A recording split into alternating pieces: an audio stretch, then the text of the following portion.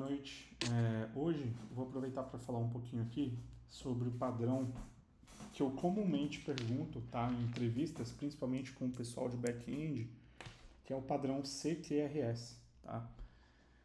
É um padrão arquitetural, ele é bastante utilizado para um problema específico, né, de muito throughput de dados de escrita e leitura em um banco de dados, ou demora em respostas, tá? Então, imagina que você tem um banco de dados relacional e você tem uma complexidade muito grande ali para executar as queries e tudo mais, tá? Então, existem muitos inner joins e essa consulta está ficando complexa, está demorando para responder, né, para o nosso usuário. Então, o CQRS é bacana, que ele traz uma abordagem relativamente simples, né? Não vou dizer simplista, tá? É uma abordagem eficiente e muito bacana e que muitos desenvolvedores utilizam e muitas vezes não conhecem ou não conhecem de fato, tá? Muitos desenvolvedores sêniores. Então, isso é um tema muito importante para quem quer passar em uma entrevista técnica. Se você puder entrar nesse tema, mesmo que o entrevistador não pergunte, seria muito bacana você demonstrar esse conhecimento. Então, vamos lá. O que o CQRS traz para a gente? Então, imagina exatamente, né, essa situação onde você tem uma grande quantidade de consultas em um banco de dados, escritas e consultas, e isso está tornando o retorno para o nosso usuário lento. Ou você tem uma query complexa, ou você tem o problema que for, tá? E isso acaba causando, né, uma latência na nossa resposta, uma demora, e o nosso usuário acaba ficando insatisfeito. Então, qual que seria uma boa solução, tá, para você resolver essa questão? Então, basicamente uma coisa, o CQRS ele prega o seguinte, que o Command Query Responsibility Segregation, ok? Então a gente tem aqui, né, as nossas consultas e as nossas escritas. Então basicamente o que ele diz é que a gente vai separar esses dois cenários, tá?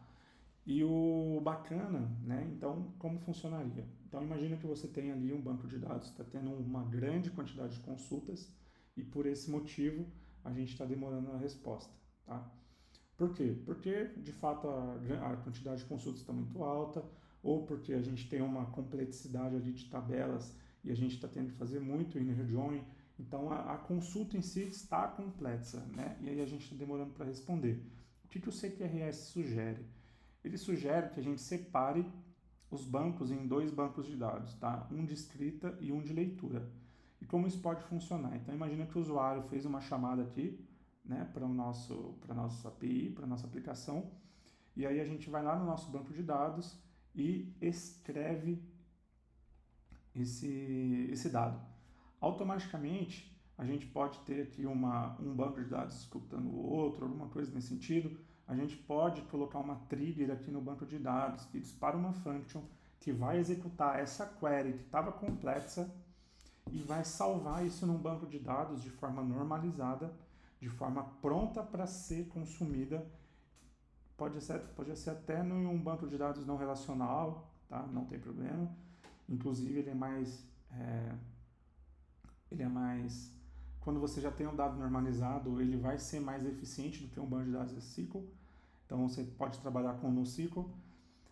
E aí você vai ter esse banco de dados aqui com esse dado já, com a consulta já realizada, todo aquele procedimento que era demorado para ser executado em tempo de execução aqui, ele vai já vai salvar esses dados aqui no banco de dados.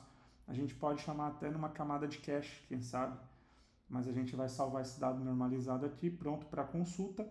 E aí a gente tem um endpoint aqui para consulta e a gente vai batendo só nesse banco de dados que já está com esses dados mastigados, prontos para serem retornados. Então, gente, é isso de forma simplificada, tá? Em uma entrevista, se você falar exatamente isso que eu passei para vocês, eu acho que já vai ser o suficiente, seria bacana já, tá? Se você for um sênior, é óbvio que o legal seria você ter experiência prática, né, com isso, não só teórica, mas se você é um júnior e está querendo entrar no mercado de trabalho, você conhecer essa teoria já é um puta diferencial, tá bom? Então é isso, gente, é essa dica aqui que eu queria passar para vocês.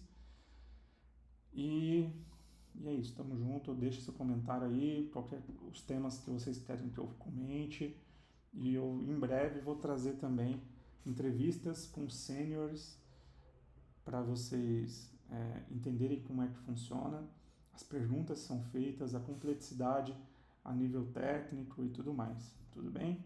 Valeu, gente, até mais.